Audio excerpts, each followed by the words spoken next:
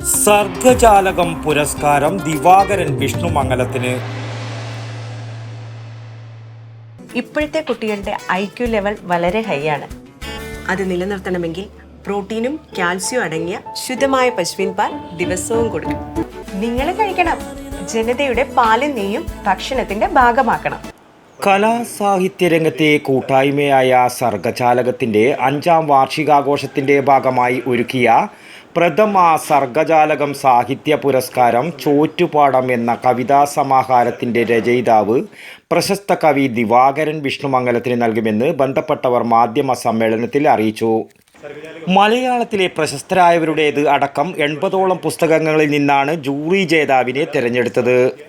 10,001 രൂപയും പ്രശസ്തി പത്രവും ശില്പി പ്രേം പി ലക്ഷ്മൺ രൂപകൽപ്പന ചെയ്ത ശില്പവും വിനോദ് പയ്യന്നൂർ വരച്ച ചിത്രവും അടങ്ങുന്ന പുരസ്കാരം ഏപ്രിൽ 6 പയ്യന്നൂർ ശ്രീനാരായണ വിദ്യാലയം ഹാളിൽ നടക്കുന്ന സർഗജാലകത്തിൻ്റെ 5ാം വാർഷികാഘോഷ വേദിയിൽ വെച്ച് പ്രശസ്ത നോവലിസ്റ്റ് അംബികാസുധൻ മാങ്ങാട് കൈമാറും.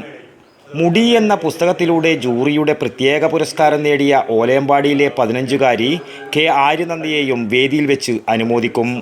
വാർഷികാഘോഷത്തോടനുബന്ധിച്ച് 6 രാവിലെ കുട്ടികളുടെ കണ്ണൂർ കാസർഗോഡ് ജില്ലാതല ചിത്രരചനാ മത്സരവും വൈകിട്ട് 3 അവാർഡ് ദാന ചടങ്ങും മറ്റ് കലാപരിപാടികളും അരങ്ങേറും. നിരവധി പ്രമുഖ വ്യക്തികളും സംബന്ധിക്കും.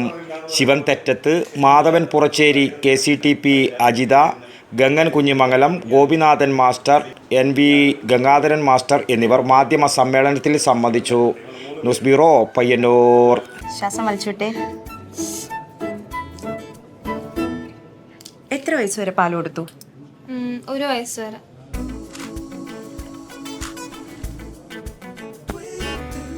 കണ്ടില്ലേ, ഇപ്പോഴത്തെ കുട്ടികളുടെ IQ ലെവൽ വളരെ ഹൈ ആണ്.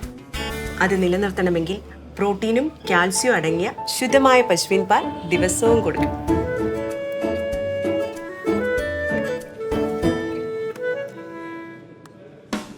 ഇപ്പൊ ജനതാ പാൽ എല്ലായിടത്തും ഉണ്ടല്ലോ.